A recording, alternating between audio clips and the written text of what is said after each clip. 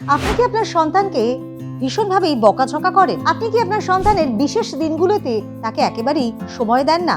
আপনি আপনার সন্তানকে মোবাইলের অ্যাডিকশন তৈরি করার ক্ষেত্রে এমন কি কিছু পদক্ষেপ নিচ্ছেন যেটা হয়তো আপনার অজান্তেই তার জন্য অনেক ক্ষতিকারক হচ্ছে, যেগুলি আপনার সন্তানের ক্ষেত্রে সমস্যা হয়ে দাঁড়ায় এবং ভবিষ্যতে সেই জিনিসগুলি অনেক জটিলতা তৈরি করতে পারে। আজকের ভিডিওতে চেষ্টা করব এমন আপনাদেরই করা কিছু ভুল নিয়ে আলোচনা করতে, যেগুলো আপনারা হামেশাই করছেন, অহরহ করছেন, কিন্তু যেটা আপনার সন্তানের জন্য একেবারেই ভালো নয়। তার জন্য আমাদের এই ভিডিওটা কিন্তু আপনাদেরকে গোটাটাই দেখতে হবে। নমস্কার, হেলথ প্লাসের একটি নতুন ভিডিওতে আপনাদের সবাইকে স্বাগত জানাই। আজকে একটা ভীষণ গুরুত্বপূর্ণ বিষয় নিয়ে কথা বলবো। যারা হয়তো মা বাবা হয়েছেন বা মা বাবা হবেন, মা বাবা যারা হচ্ছেন তাদের ক্ষেত্রে অবশ্যই এমন কিছু বিষয় মাথায় রাখা প্রয়োজন যেগুলো সন্তানকে মানুষ করার ক্ষেত্রে আপনাদের ভীষণভাবে উপযোগী হতে পারে। মানে কোন বিষয়গুলো আপনি মাথায় রাখবেন যেগুলো আপনার সঙ্গে আপনার সন্তানের একটা সুন্দর বন্ডিংকে তৈরি করবে। আর যারা ধরুন ইতিমধ্যেই মা বাবা হয়ে গিয়েছেন, সন্তান ছোট ছোট, তারাও সেই বিষয়গুলোকে যদি মাথায় রাখেন তাহলে আপনার সন্তানের ভবিষ্যৎ কিন্তু অনেকটাই উজ্জ্বল হবে এবং আপনার সন্তানের সঙ্গে আপনাদের একটা যে ফ্রেন্ডলি সম্পর্ক, সেই সম্পর্কটা কিন্তু ভবিষ্যতেও তার প্রতিফলন দেখা যাবে। শুরুতেই এক এক করে যদি আমি পয়েন্টগুলো আলোচনা করি, শুরুতেই বলবো, আপনি হয়তো আপনার সন্তানকে অযথাই বকাঝকা করছেন। মানে ধরুন সে কিছু একটা কাজ করেছে, ধরুন কিছু একটা ভেঙে ফেললো, বা ধরুন সে হয়তো পড়াশুনো করছে না, আপনি তাকে ভীষণভাবেই বকাঝকা করছেন। জানেন তো, সবসময় এরকম অকারণ বকাঝকা করাটা কোনো সলিউশন নয়। এতে করে কি আপনার মনে হচ্ছে যে আপনি আপনার সন্তানকে যখন বকছেন একটা কিছু ভেঙে ফেলার জন্য, সেই জিনিসটা আবার ঠিক হয়ে গেল?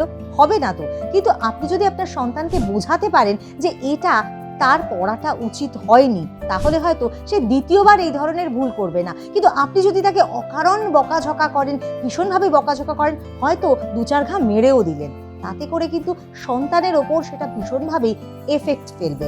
সুতরাং অকারণ বকাঝকা করা হচ্ছে গিয়ে আপনার প্রথম একটি ভুল, যে ভুলটা আপনি হয়তো অহরহই করে থাকেন, এবং সেটা যদি আপনি না করেন, ভালো করে বোঝাতে সক্ষম হন আপনার সন্তানকে, তাহলে দেখবেন সে এই ধরনের অন্যায়গুলো কিন্তু কখনো করবে না।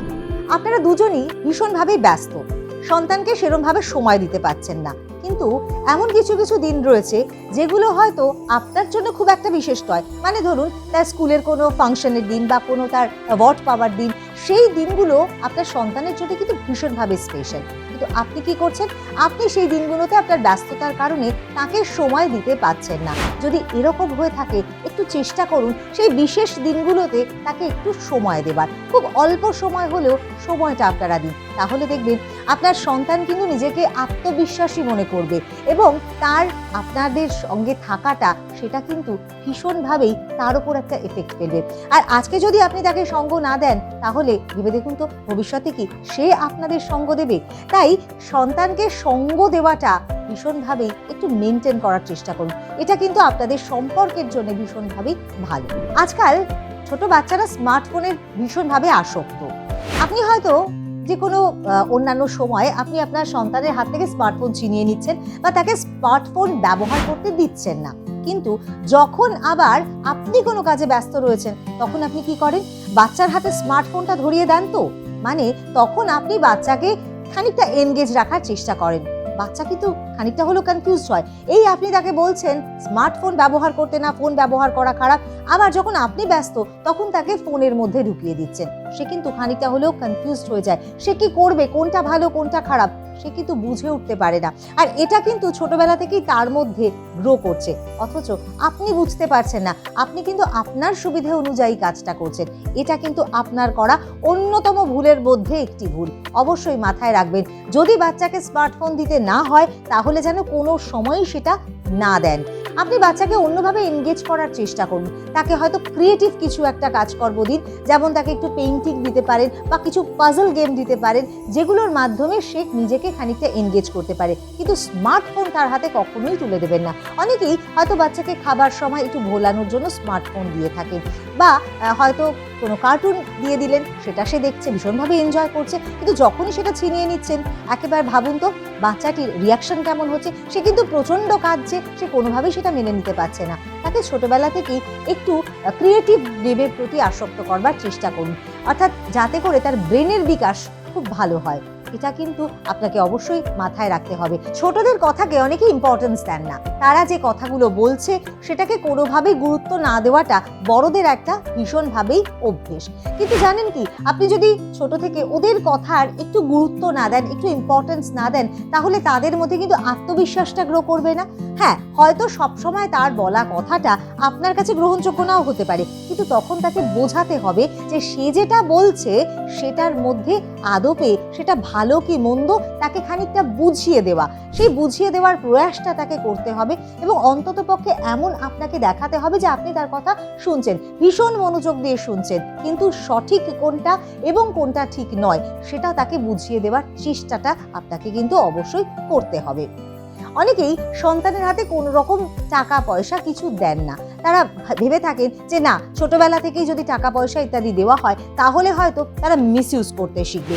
কিন্তু জানেন কি, এই যে অভ্যেস সেটা কিন্তু একটা সমস্যার কারণ হতে পারে। কারণ আপনি যদি বাচ্চাকে ছোটবেলা থেকে টাকা পয়সার বিষয়ে একটু সচেতন না করেন, তাহলে কিন্তু দেখবেন তার মধ্যে টাকা পয়সা নিয়ে একটা কিন্তু জটিলতা তৈরি হয়ে যাবে।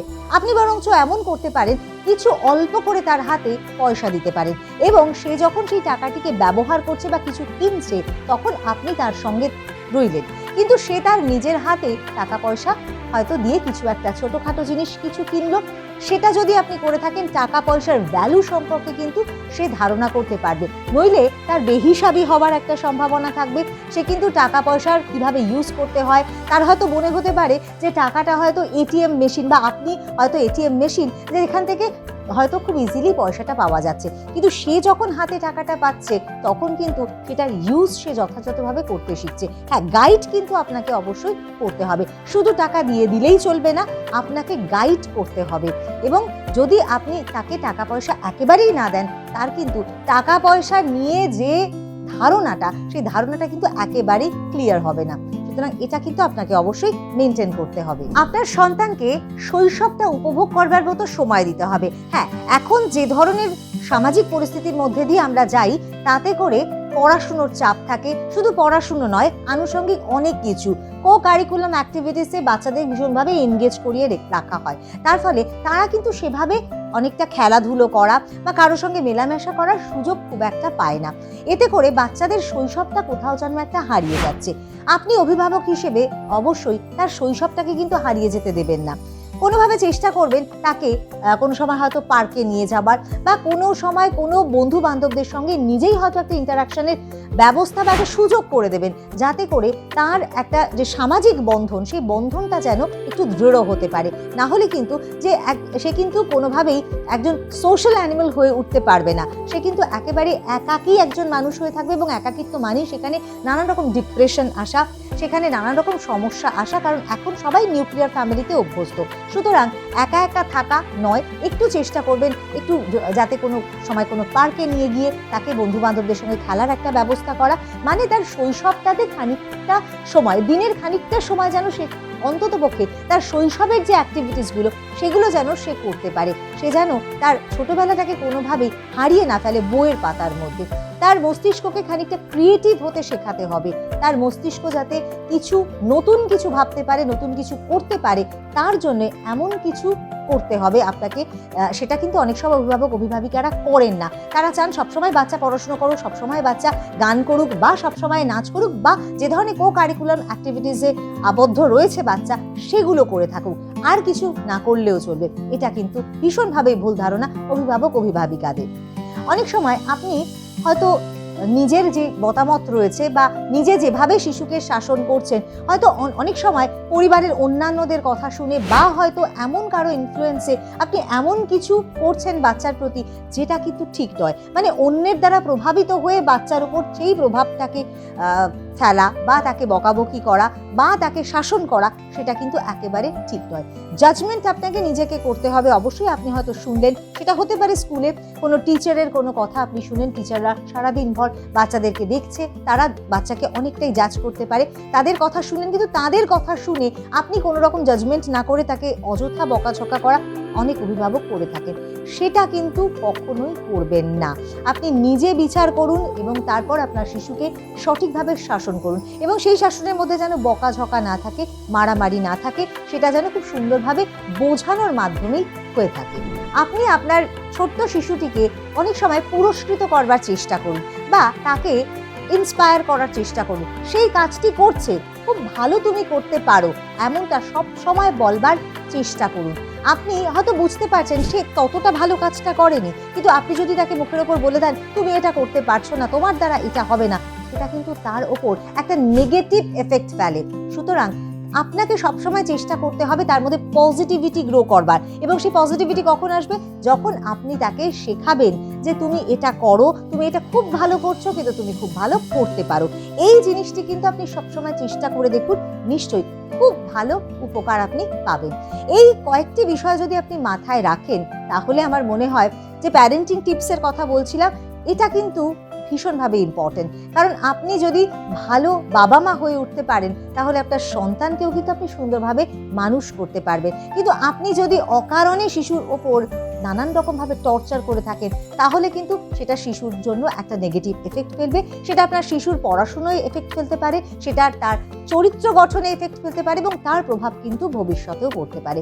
সুতরাং আপনারা এই কয়েকটি বিষয় মাথায় রাখুন এবং আপনার সন্তানকে খুব সুন্দর, হয়তো কোনো একটা ভালো কাজ সে করেছে, তাকে জড়িয়ে ধরে একটু আদর করুন। কারণ জড়িয়ে ধরলে বাচ্চারা কিন্তু একটা অনেকটা আত্মবিশ্বাস তারা পায়, তারা কিন্তু একটা সিকিওর ফিল করে থাকে। আর সেই সিকিউরিটিটা আপনারা অবশ্যই দিচ্ছেন আপনার শিশুকে, কিন্তু সেটা বোঝাবারও চেষ্টা করুন। শিশুকে জড়িয়ে ধরুন, আদর করুন, তাকে অ্যাপ্রিসিয়েট করুন। দেখবেন আপনার যে শিশুর ভবিষ্যৎ, সেটা কিন্তু অনেকটা ভালো হয়ে উঠবে, অনেকটা সুন্দর হয়ে উঠবে।